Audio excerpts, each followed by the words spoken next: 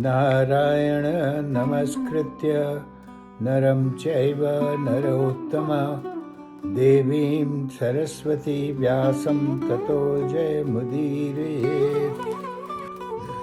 आज 5 फरवरी 2026 को हम लोग लाइमा ओहायो से पाठ कर रहे हैं महाभारत वन पर्व का, और आज 215वां अध्याय का पाठ होगा।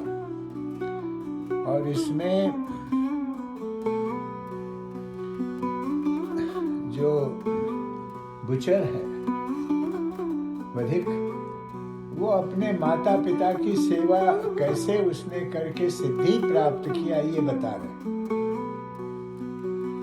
अब आप लोग सोचिए कि सिद्धि प्राप्त करने के लिए कितना पापड़ बेलना पड़ता, कितना प्राणायाम, ध्यान, धारणा, समाधि, ये सब करना पड़ता है, अष्टांग योग। और ये बता रहे हैं यहाँ पर जो वधिक है कि मैंने तो माता पिता के अपने सेवा करके और हमारा वो सिद्ध हो गया, हमारी सेवा सिद्ध हो गई, जैसे कोई मंत्र सिद्ध करता है।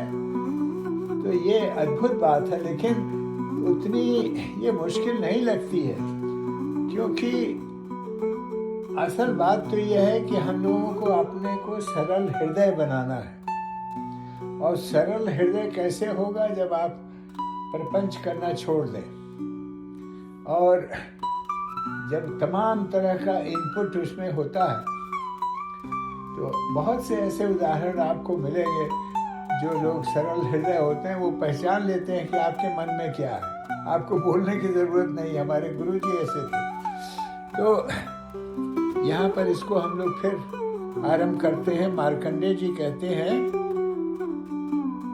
युधिष्ठिर, इस प्रकार धर्मात्मा व्याध ने कौशिक ब्राह्मण को अपने माता पिता दोनों गुरुजनों का दर्शन कराकर पुनः उनसे इस प्रकार कहा। अब ये व्याध बता रहे हैं, बड़ी इंटरेस्टिंग बात है। माता पिता की सेवा ही मेरी तपस्या है। इस तपस्या का प्रभाव तो देखिए, मुझे दिव्य दृष्टि प्राप्त हो गई माता पिता की सेवा करके। और ऐसा हम तो कोई कारण नहीं समझते कि इस पर हम लोग अविश्वास करें, जिसके कारण उस पतिव्रता देवी ने, जो सदा पति की सेवा में संलग्न रहने वाली थी, और जितेंद्री, ये बड़ा इंपॉर्टेंट है, अपने इंद्रियों को कंट्रोल रखना, नहीं तो मन भाग जाता है कहीं और, ये करें वो करें तो बड़ा मजा आएगा। तो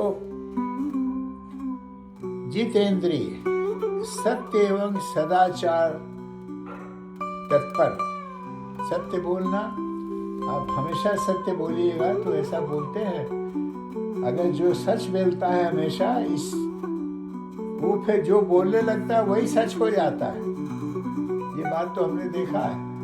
और इसीलिए आपको सुना होगा, लोग कहते हैं बड़े महात्मा है, उनका आशीर्वाद चल के ले लो, अपने बड़ों का आशीर्वाद ले लो।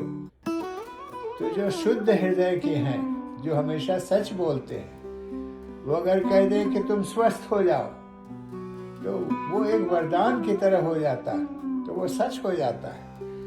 तो इसको फिर से हम वापस इसी में आ रहे हैं कि पति की सेवा करके उसने दिव्य दृष्टि प्राप्त कर लिया। जो एक स्त्री थी जिसका वर्णन हम लोग कई दिन पहले पढ़े, और उसी माता पिता की तपस्या से मुझे दिव्य दृष्टि प्राप्त हो गई, ये बता रहा है व्यास।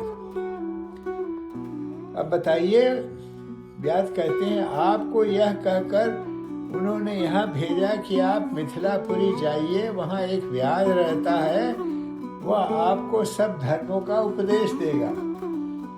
अब उसको पता चल गया कि यहाँ हम बैठे हुए, कैसे हुआ? ये दिव्य दृष्टि हो गई अपने पति की सेवा करके। ब्राह्मण बोला, उत्तम व्रत पालन करने वाले धर्मव्याध उस सत्य पारायण और सुशीला पवित्र देवी के वचनों का स्मरण करके मुझे यह दृढ़ निश्चय हो गया कि तुम उत्तम गुणों से संपन्न हो। अब इसके उत्तर में व्याध बोलते हैं, प्रभु, उस पतिव्रता देवी ने पहले आपसे मेरे विषय में जो कुछ कहा वह अब ठीक है, सब ठीक है। वो इसमें संदेह नहीं कि उसने पतिव्रत धर्म के प्रभाव से सब कुछ प्रत्यक्ष देख लिया, हमारी दिनचर्या देख लिया वहां से उस स्त्री ने। आप पर अनुग्रह करने के विचार से ही मैंने ये सब बातें आपके सामने रखी है। देखिए दोनों में वार्तालाप हो रहा है, कितना इंटरेस्टिंग है। This is amazing. तो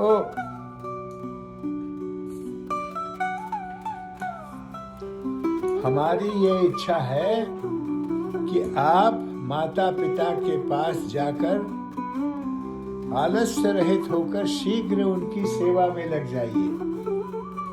अब ये व्याध बोल रहा है ब्राह्मण से कि आप जाइए और उनकी सेवा करिए। आप अब क्यों बोल रहे हैं, देखिए आगे बताते हैं। मेरा बड़ा भाग्य था जो यहाँ आया और सौभाग्य से ही मुझे आपका संग प्राप्त हुआ। ब्राह्मण बोलते हैं आगे, संसार में आप जैसा धर्म का मार्ग दिखलाने वाला मनुष्य दुर्लभ है। हजारों मनुष्यों में कोई एक भी धर्म के तत्व को जानने वाला नहीं। बोलने वाले बहुत हैं, लेकिन वास्तव में समझने वाले कम। आपका कल्याण हो। आज मैं आपके सत्य के कारण आप पर बहुत प्रसन्न हूं। मैं नरक में गिर रहा था, आज आपने मेरा उद्धार कर दिया। इस प्रकार जब मुझे आपका दर्शन मिल गया तब निश्चय ही आपके उपदेश के अनुसार भविष्य में सब कुछ होगा।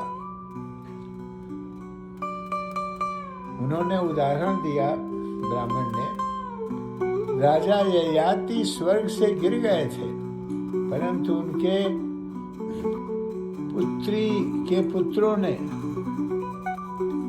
के पुत्रों, उसको हिंदी में बोलते हैं दौहित्र ने पुनः उनका उद्धार कर दिया। वे पूर्ववत स्वर्गलोक में प्रतिष्ठित हो गए। इसी प्रकार आपने भी आज मुझ ब्राह्मण को नरक में गिरने से बचा लिया। ये ब्राह्मण बता रहे हैं उस व्याध से कि मैं तुम्हारे बहुत ग्रेटफुल हूँ। आपके कहने के अनुसार मैं माता पिता की सेवा करूंगा और जिनका अंतःकरण शुद्ध नहीं है वह धर्म अधर्म के निर्णय को बतला नहीं सकता। अंतःकरण शुद्ध है। असली खेल तो यही है, आपका मन साफ होना चाहिए। तो ये नहीं कि कुछ क्या कहते हैं मुख में और क्या मुख में राम बगल में छुरी। ये देखिए आपने ठीक बोला, छुरा मारने को तैयार है, मुख में राम राम राम राम राम राम कर रहे हैं, तो वो ठीक नहीं है। तो कहा कि आप मुझे ये बताइए। अब ब्राह्मण ने दूसरा प्रश्न पूछा व्याघ्र से कि स्वेच्छा पूर्वक आप बताइए कि आप इतने धर्मात्मा हैं, आपको ये शूद्र योनि क्यों मिली? कोई न कोई तो कारण जरूर हुआ होगा। तब उसमें धर्मव्याध ने कहा कि मेरे पूर्व जन्म के शरीर में जो घटना हुई वह मैं आपको बताता हूँ, जिसके कारण मैं इस जन्म में व्याध हुआ। मैं पूर्व जन्म में एक श्रेष्ठ ब्राह्मण का पुत्र और वेदाध्ययन परायण ब्राह्मण था। वेदांगों का पारंगत विद्वान माना जाता था। मैं विद्या अध्ययन में अत्यंत कुशल था और ब्राह्मण अपने ही दोषों के कारण मुझे इस दुर्व्यवस्था में आना पड़ा। क्या हुआ? पूर्व जन्म में जब मैं ब्राह्मण था, एक धनुर्वेद में पारायण राजा के साथ मेरी दोस्ती हो गई। उनके संसर्ग से मैंने धनुर्वेद की शिक्षा ग्रहण की और धनुष चलाने की कला में मैं श्रेष्ठ हो गया। इसी समय राजा अपने मंत्रियों तथा प्रधान योद्धाओं के साथ शिकार खेलने के लिए निकले। उन्होंने एक ऋषि के आश्रम के निकट बहुत से हिंसक पशुओं का वध किया। तदंतर मैंने भी एक भयानक बाण छोड़ा। उसकी गांठ कुछ झुकी हुई थी, मतलब सीधा नहीं था वो तीर। उस बाण से एक ऋषि मारे गए। बाण लगते ही वे मुनि पृथ्वी पर गिर पड़े और आर्तनाद से उन वन्य प्रदेश को गुंजाते हुए बोले, आह, मैंने तो किसी का अपराध नहीं किया, फिर किसने यह पाप कर्म कर डाला? मैंने उन्हें हिंसक पशु समझकर बाण मारा था। अतः सहसा उनके पास जा पहुंचा। वहां जाकर देखा तो झुकी हुई गांठ वाले उस बाण से एक ऋषि घायल होकर धरती पर पड़े हुए हैं। यह न करने योग्य पाप कर डालने के कारण मेरे मन में बड़ी पीड़ा हुई। वे उग्र तपस्वी ब्राह्मण उस समय धरती पर पड़े पड़े कराह रहे थे। मैंने साहस करके उन मुनीश्वर से कहा, भगवान, अनजान में मुझसे ये अपराध बन गया है, अतः आप ये सब क्षमा कर दें। मेरी बात सुनकर ऋषि क्रोध से व्याकुल हो गए और उत्तर देते हुए बोले, निर्दयी ब्राह्मण, तू शूद्र योनि में जन्म लेकर व्याध होगा। अब इसको हम लोग यहीं विराम देंगे। आगे की कथा कल होगी। अब आरती होगी। हरि ओम।